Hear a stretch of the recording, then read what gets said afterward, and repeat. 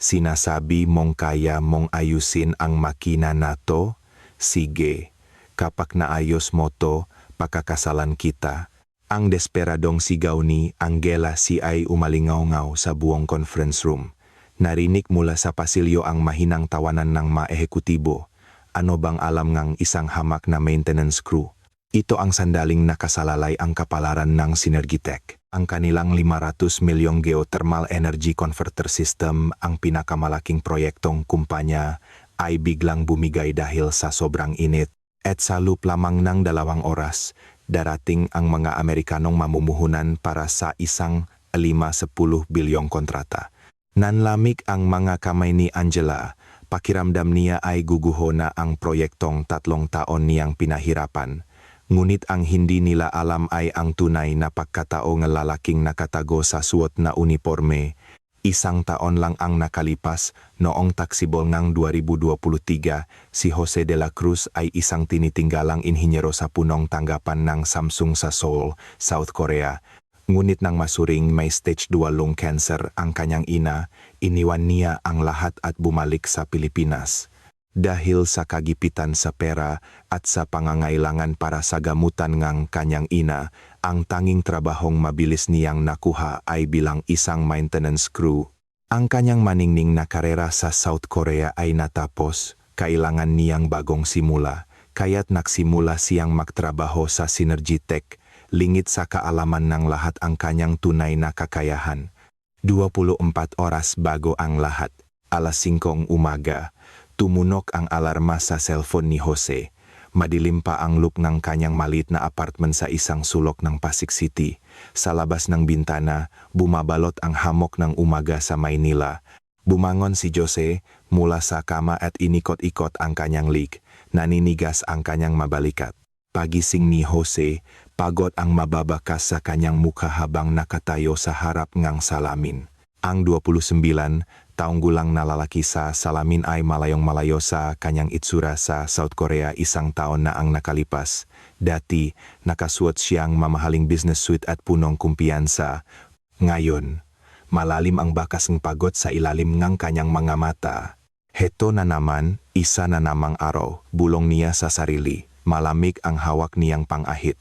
Sa likod niya, nasalamin ang isang sertipiko ngang pakilala mula sa isang premyadong engineering society sa Korea.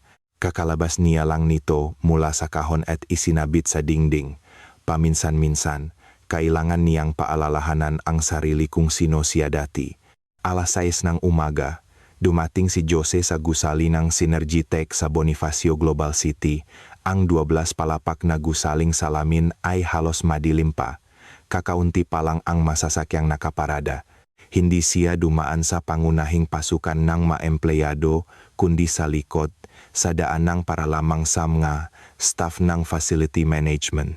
Sa basement, sa kanilang opisina, nagpalit siya ng kanyang uniforme, isang navy blue na jumpsuit na may name tag na Joes. Sa tuwing titingin siya sa salamin, pakiramdam niya ay ibang tao na siya. 1 taon na ang nakalipas, maisip kaya niyang magiging ganito siya. Dala ang kanyang toolbox, sumakay siya sa elevator. Habang pakyat sa 12 floor, inisa-isa niya sa isip ang mga gagawin, inspeksyon ng aircon, pag-check ng mga banyo, at pagtiyak sa kalinisan ng bawat palapag. Paulit-ulit at simpleng trabaho, pero ginagampanan ito ni Jose ng may dedikasyon.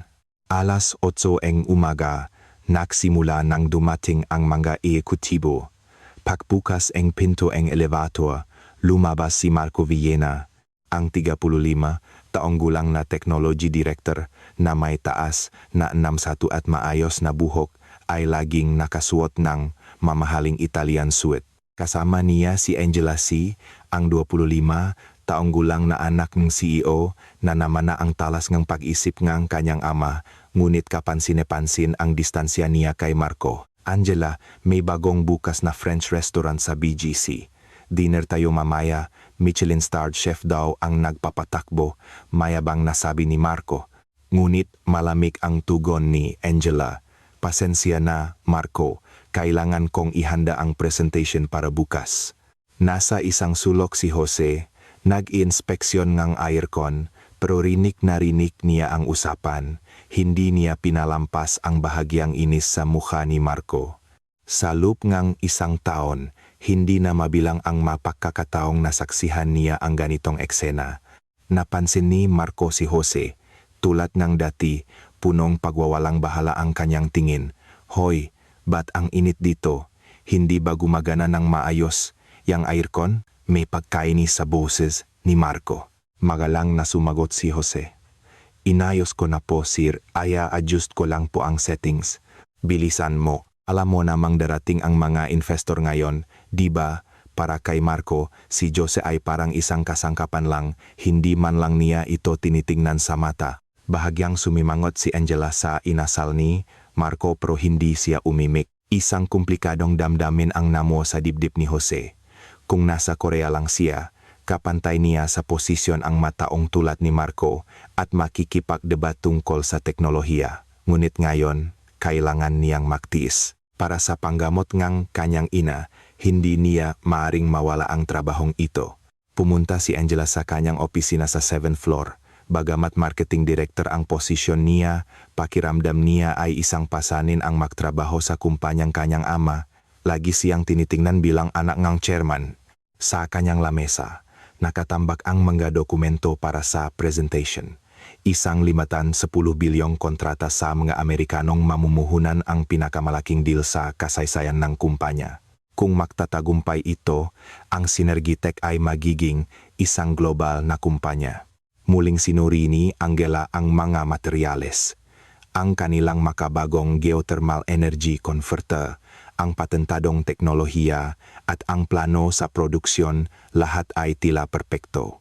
Ngunit sa kanyang pagiging metikulosa, kailangan niyang suriin ito ng paulit-ulit. Sana maging mayos ang lahat, bulong niya habang bahagyang nanginginig ang kanyang magadaliri. Ito na ang pinakamahalagang pagkakataon para patunayan ang kanyang kakayahan sa kanyang ama. Tanghalian, naglilinis si Jose malapit sa technology lab sa 12th floor.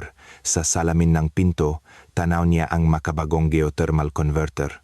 Ang makumplikadong tubo, sensor, at ang sistema ngang pag-ikot ng kulan lahat ay malinaw sa kanyang mamata. Hindi episyente ang pagkakapesto ng heat exchanger na yan, naisip niya, mababawasan ng 20% ang cooling efficiency niyan. Agad na pumasok sa kanyang isip ang solusyon. Salamat sa 3 taon niyang karanasan sa pag-aral ni thermal dynamics sa Korea, pero nanahimik na lang siya. Sino ba namang makikinig sa isang maintenance crew? Sa loob ng lab, nagpupulong ang mga inhinyero. Seryoso ang kanilang mga mukha. Mukhang may problema, nakikinig si Jose habang nagwawalis. Patuloy na tumataas ang temperatura. Sinubukan na nating pabilisin ang cooling fans pero wala pa ring epekto. Kung hindi natin ito maayos bago bukas, malaking problema to.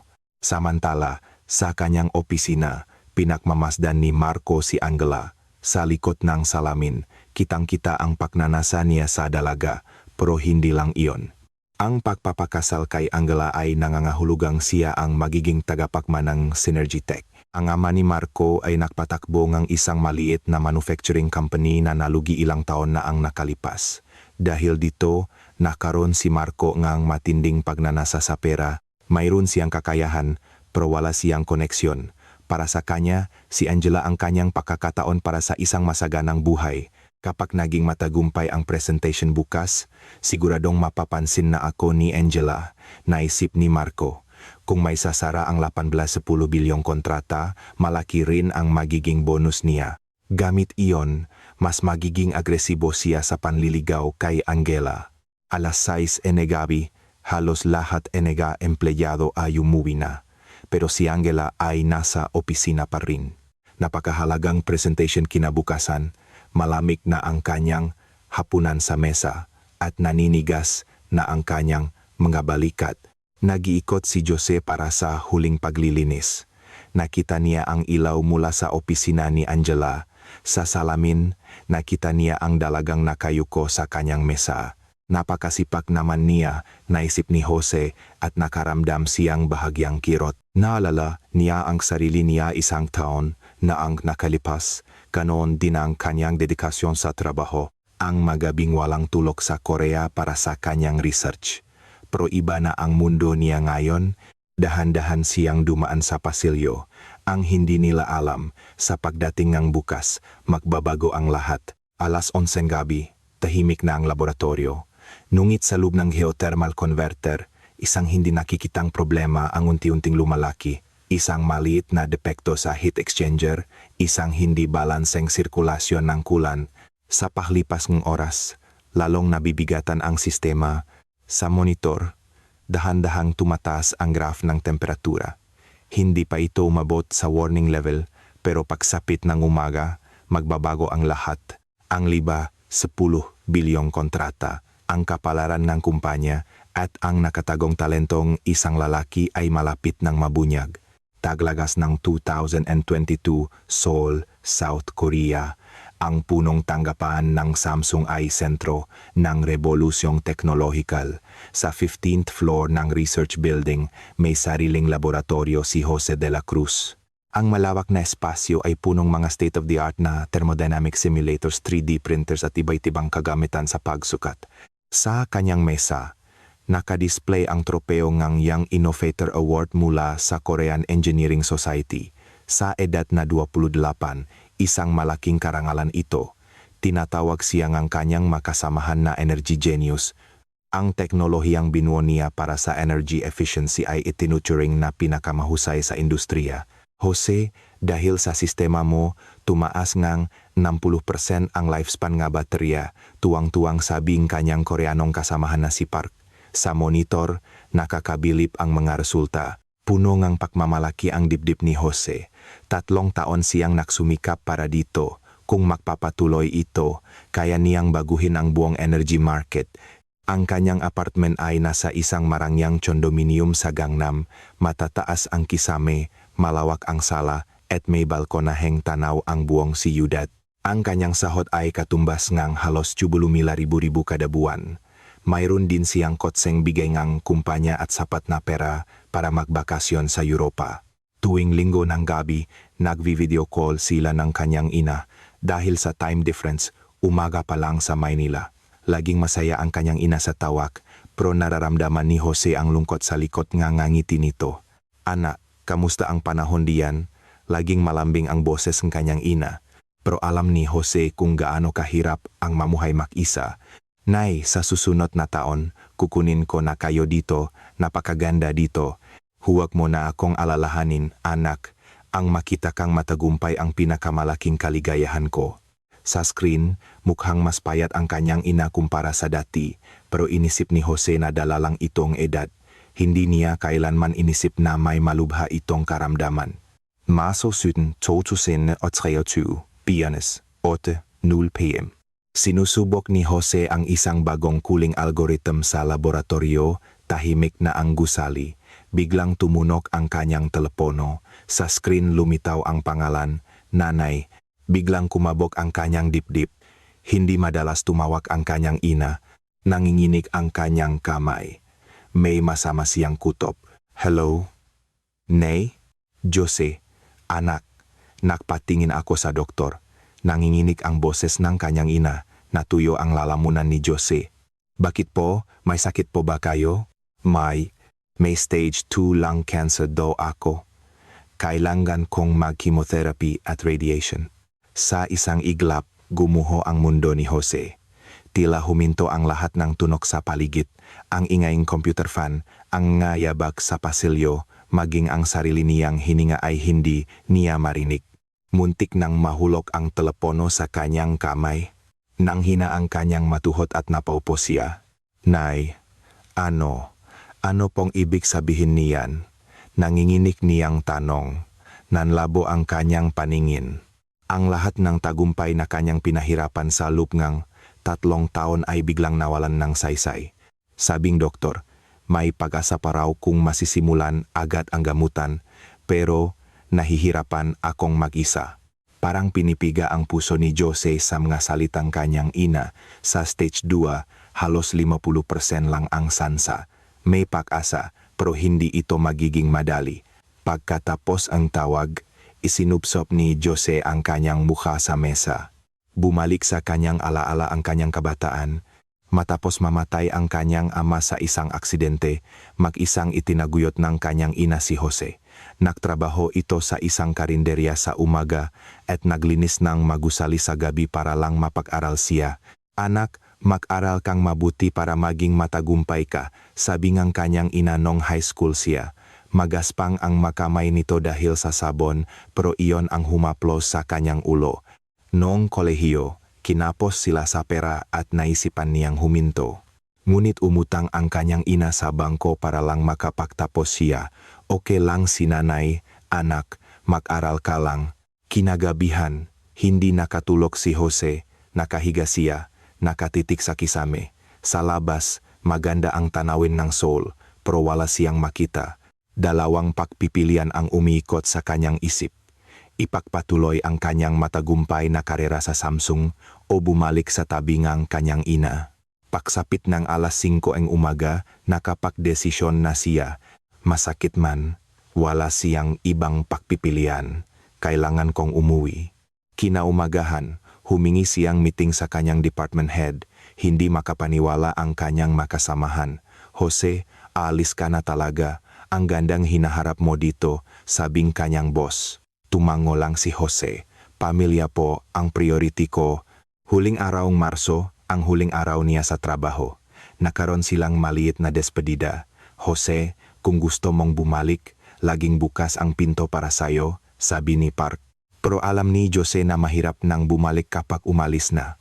Mabilis magbago ang teknolohiya. Salamat Park. Maraming salamat sa lahat.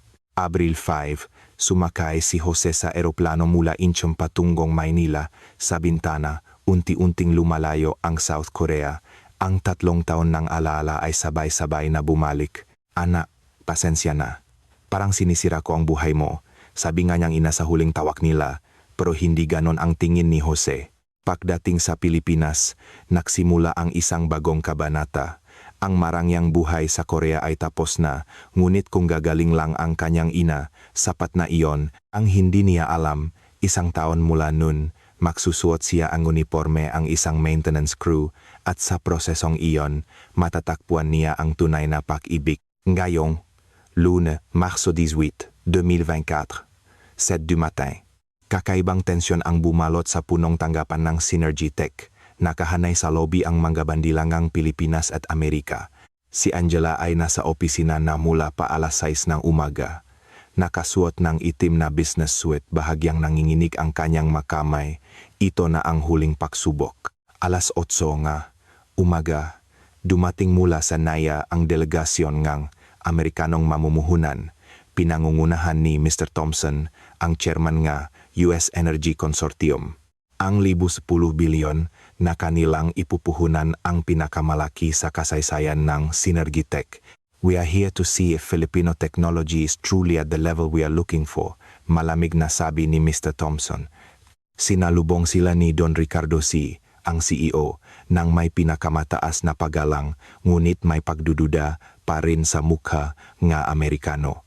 Alas 9:30 sa dual floor, puspusan ang huling pag-inspeksyon. Ang 5,500 milyong geothermal converter ay nasa gitnang laboratorio. Kumpiyansa si Marco Filena. Hanggang kahapon, perpekto ang lahat. Huwag kang mag-alala, Angela. Perpekto ang sistemang ito. Ngunit malapit nang mabasak ang kanyang kumpiyansa. 10:15 AM biglang tumunog ang isang warning alarm mula sa temperature sensor. Ano yan? Tumaas ang temperatura, sigaw ng isang inhinyero. Nagmamadaling lumapit si Marco. Sa screen, kumikislap ang isang pulang ilaw. Ang temperatura ng converter ay umabot na sa 60 mg. Ang normal ay dapat nasa 40 mg. Pabilisin ang mangga cooling fan, utos ni Marco. Pero kahit anong gawin nila, patuloy na tumataas ang temperatura. Malinaw na may mas malalim na problema. 11:00 AM. 1 oras na lang bago ang presentasyon at lalong nagiging unstable ang sistema. Umabot na sa 75°C ang init at may maririnig ng kakaibang tunog mula sa kulan. Sa 11th floor, kinakausap ni Angela ang mga investor, pero ang isip niya ay nasa 12th floor. Miss Sai, we can see the demonstration in 30 minutes, right? Tanong ni Mr. Thompson. Pilit na ngumiti si Angela. Of course, our technicians are just doing the final checks. Ngunit sa lup-lup niya, kinakabahan siya. 11:45 AM, nangyari ang pinakamasama. Biglang huminto ang geothermal converter. Isang malakas na kalabok ang narinig at tumigil ang pag-ikot ng kulan, pula ang lahat ng ilaw sa monitor. Tangina, napamura si Marco, nawala ang kanyang pagiging kalmado. I-restart niyo. Hindi po kaya, sir. Totally down na po, namumutla ang mga inhinyero. Sinubukan ni Marco ang lahat, pero wala ng epekto. Nanginginig na ang kanyang makamay. Ang 5 taon niyang karera ay nasa bingit ngang paguho, at higit sa lahat ayaw niyang makmukhang walang silbi sa harap ni Angela. 5 minuto bago mag-alas 12, umakyat si Angela. Pagbukas niya ng pinto ng lab, namutla siya. Nakahinto ang sistema at nakakagulo ang mainhinyero. Marco, anong nangyayari? Nanginginig ang boses ni Angela. Angela, pasensya na, biglang nakaproblema. Hindi na niya pinakinggan ang mapalusot ni Marco. Sa baba, naghihintay ang ma-investor. Naninikip ang kanyang dibdib. Anong gagawin natin? Kaya pa ba tong ayusin? Hindi makasagot si Marco. Ang totoo, hindi niya alam kung paano. Kailangan ko pa nga oras. Wala na tayong oras. Naghihintay sila. Tumaas ang boses ni Angela. Mula sa baba, rinig na ang reklamo ng mga investor. Desperadong tumingin si Angela sa pasilyo. At doon, nakita niya si Jose de la Cruz na naglalakad, suot ang kanyang uniforme. Sa normal na araw, hindi niya ito papansinin. Pero ngayon, kahit sa patalim ay kakapit siya, sa sandaling iyon, lumabas sa bibig ni Angela ang isang desperadong sigaw. Huminto sa paglakad si Jose. Narinig niya ang sigaw ni Angela. Sa loob ng 1 taon, hindi na mabilang ang nga beses na binaliwala siya. Ngunit sa sandaling ito, may nag-iba. May udyok sa kanyang dibdib. Kaya ko pong ayusin yan. Kalmado ngunit punong kumpiyansa ang boses ni Jose. Napunta sa kanya ang atensyon ng lahat. Ang isang maintenance crew, ayusin ang isang 100 milyong sistema. Sinasabi mong kaya mong ayusin ang makina na to? Sige, kapag naayos mo to, pakakasalan kita. Ang desperadong sigaw ni Angela ay umalingaw-ngaw. Nagulat ang lahat. Maging ang mga Amerikanong investor ay nagtatawanan. Ngunit hindi natinak si Jose. Ang 3 taon niyang karanasan sa Samsung ang nagbigay sa kanyang lakas ng loob. This man truly understands our technology? Tanong ni Mr. Thompson sa kanyang kasama, sa Ingalls. Ngunit sumagot si Jose sa perpekto at matatas na Ingalls na walang anumang punto. I understand your system perfectly, Mr. Thompson. Nanlaki ang mga mata ng mga Amerikano. Hindi nila inaasahan na ang isang Pilipinong maintenance crew ay magsasalita nga noong klaseng Ingles. And you are? I worked at Samsung R&D in Seoul for 3 years. I was an expert in thermal dynamics and energy conversion systems. Namutla ang mukha ni Marco. May mali. Naramdaman niya. Lumuhod si Jose sa harap ng makina. Hinawakan niya ang mga tubo at idinikit ang kanyang tenga para pakinggan ang tunog. May air lock sa line number 3 na heat exchanger, sabi niya. Kaya hindi balanse ang sirkulasyon nege kulant. Ang problemang 3 oras na hindi mahanap ni na Marco ay natukoy niya sa loob ng 5 minuto. Paano mo nalaman? Tanong ng isang batang inhinyero. Iba ang pattern ng tunog. Kapag normal, may mahinang hum. Pero kapag may hangin, may pumuputok-putok na tunog. Nakatinginan ang mga Amerikanong investor. Kahit ang mga eksperto nila ay bihirang makaroon ng ganitong klaseng pandinig. Imposible yan. Na-check na namin dyan, palusot ni Marco. Ngunit itinuro ni Jose ang isang bahagi. Tingnan niyo rito. May mga bulang hangin. Hindi gumagana ng maayos ang air release valve. Lohikal at malinaw ang kanyang paliwanag. Sumang-ayon ang mga inhinyero. Kinuha ni Jose ang mga gamit sa kanyang toolbox. Spanner, wrench, pressure gauge. Sanay na sanay siya. Una, tatanggalin natin ang pressure. Tapos, aalisin natin ang air release line. Mabilis at tiyak ang bawat galaw niya. Namangga ang mga investor. This man is a true professional, bulong ng isa. His movements are just like our top engineers back home. Pagkatapos ang 30 minuto, Bumalik ang normal na tunog ngang makina. Pakalipas ngang 1 oras at kalahati, tumayo si Jose. Tapos na, subukan niyo nang i-test. Nanginginig na pinindot ni Angela ang start button. Gumana ng maayos ang sistema, ang lahat ng indicators ay bumalik sa normal. Impossible. Bulong ni Marco habang nakatingin sa monitor, at ang mas nakakagulat, nang ayusin ni Jose ang sistema, tumas ng 15% ang efficiency nito, mas maganda pa sa original na disenyo. Si Mr. Thompson mismo ang sumuri. Brilliant. This is absolutely brilliant. This is the level of expertise we were looking for. Let's proceed with the contract. Napunong sigawan ang buong kwarto. Ang 10 bilyong kontrata ay sigurado na. Hindi makapaniwalang tumingin si Angela kay Jose, isang tagapagligtas na dumating sa oras ng kawalan ng pag-asa. Si Marco naman ay namutla. Ang kanyang kawalan ng kakayahan ay nabunyak, at sa harapan ni Angela, Paanong ang isang maintenance crew? Bulong ni Marco, pero wala nang nakinig sa kanya. Pagkatapos ang matagumpay na presentasyon, tinanong ni Don Ricardo si Jose, "Tutubang nagtrabaho ka sa Samsung?" Tumango si Jose, "Opo, mula 2020 hanggang 2023, sa de timpo nila." Namutla si Angela. Ngayon niya napagtanto kung sinong tao ang binalewala niya sa loob ng 1 taon. Bakit ka nagtatrabaho dito bilang? May stage 2 lung cancer po ang nanay ko. Umuwi po ako para alagaan siya. Nanahimik ang buong kwarto. Isang kwento ang isang lalaking tinalikuran ang tagumpay para sa pamilya. Hindi makatayo si Angela. Naalala niya ang lahat ngang pagkakataong binalewala niya si Jose. Ang masandaling hindi niya ito tinitignan sa mata. Patawarin mo ako, nanginginig ang boses ni Angela. Okay lang po, hindi niyo naman po alam ang sitwasyon. Lalong nasaktan si Angela sa kabaitan ni Jose. Si Marco naman ay galit na galit sa isang sulok. Ang posisyon niya, ang pangarap niyang pakasalan si Angela, lahat ay nanganganib. "Mr. De La Cruz," sabi ni Don Ricardo, "gusto mo bang magtrabaho para sa amin ng formal? Inaalok ko sa iyo ang posisyon ng Chief Technology Officer." "Ano po ang makondisyon?" tanong ni Jose. "Annual 15 million annual salary, bonuses, at sasagutin namin ang lahat ng gastusin sa pagpapagamot ng iyong ina." Nanlaki ang mga mata ni Jose.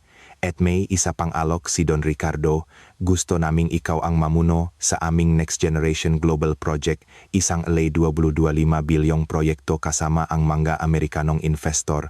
Halos masuka sa galit si Marco. "Congratulations, Jose," sabi niya, pero may malamig na tingin sa kanyang mata. "Kung may sakit ang nanay mo, ibig sabihin may kahinaan ka." Isang masamang plano ang nabuo sa kanyang isip. Kinagabihan, masayang ibinalita ni Jose sa kanyang ina ang lahat, ngunit hindi niya alam, ang tunay na pagsubok ay magsisimula pa lang. 2 linggo matapos italaga si Jose bilang CTO, ang bagong de center sa 12 floor ay punong buhay. Halos araw-araw bumibisita si Angela. "Jose, ang disenyo mo ay 30% na mas mahusay kaysa sa dati," namamangha niyang sabi. Isang araw, ipinatawag sila ni Don Ricardo. Tumawag si Mr. Thompson. Gusto nilang palawakin ang partnership sa isang 50 bilyong proyekto para sa buong merkado ng Amerika. Ang kondisyon, si Jose ang dapat mamuno. Sa pasilyo, narinig ito ni Marco. Tangina, hindi maaari," bulong niya. Dumating na ang oras para gamitin ang kahinaan ni Jose. Kinagabihan, nakipagkita si Marco sa isang private investigator. "Alamin mo lahat tungkol sa nanay ni Jose De La Cruz." 3 araw pagkatapos, nakatanggap si Jose ng tawag mula sa ospital. "Mr. De La Cruz, biglang lumala ang kondisyon ng nanay niyo. Kailangan niya ng emergency surgery." Nakmamadaling lumabas si Jose, ngunit hinarang siya ni Marco. "Jose, narinig ko ang nangyari. Ang problema, ang insurance ng kumpanya ay para lang sa regular na gamutan, hindi sa emergency surgery." Nanlumo si Jose. Kailangan niya ng 5,500 milyon. Pero pwede kitang tulungan, sabi ni Marco, na may mapanlin lang ng ngiti, papahiramin kita ng 5,205 milyon. Ang kapalit, iwanan mo ang American Project, isang alok mula sa demonyo. Ano? Ibigay mo sa akin ang posisyon. Ako na ang bahala sa lahat ng gastusin ng nai mo.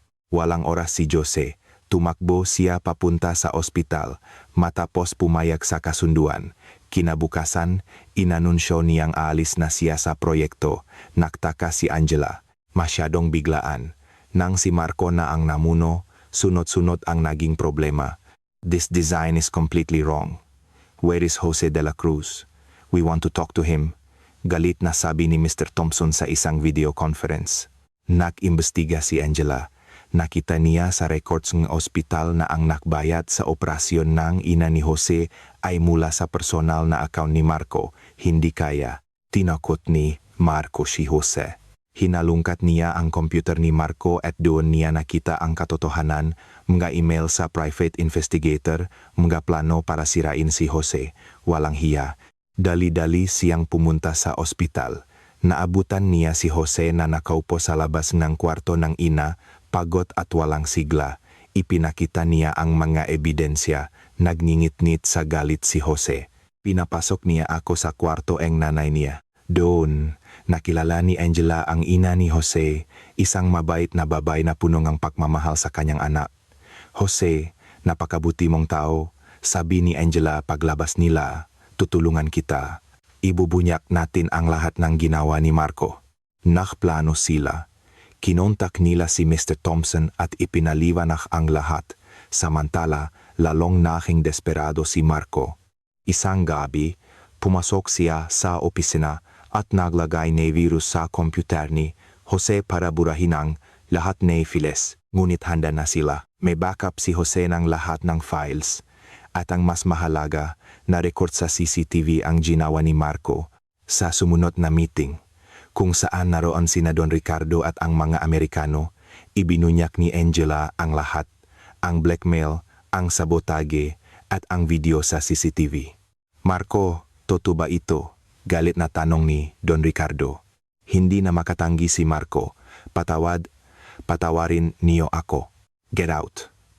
You're fired. At kakasuhan ka namin, sigaw ni Don Ricardo. Pinalayas si Marco ng mga security guard. Kinabukasan, sa isang General Assembly, inanunsyo ni Don Ricardo, itinatalaga ko si Jose de la Cruz bilang bagong Chief Technology Officer ng Synergy Tech. Nakpalakpakan ang lahat. Ang dating maintenance crew ay ngayon na ang pinuno ng teknolohiya ng kumpanya. Lumipat patungong Maynila si Mr. Thompson para personal na pumirma sa 650 bilyong kontrata. It's an honor to work with you, Jose. 3 buwan pagkatapos, isang milagro ang dumating, gumaling ang ina ni Jose. Anak, cancer-free na ako. Masayang balitang kanyang ina. Niyakap ni Jose ang kanyang ina ng mahigpit.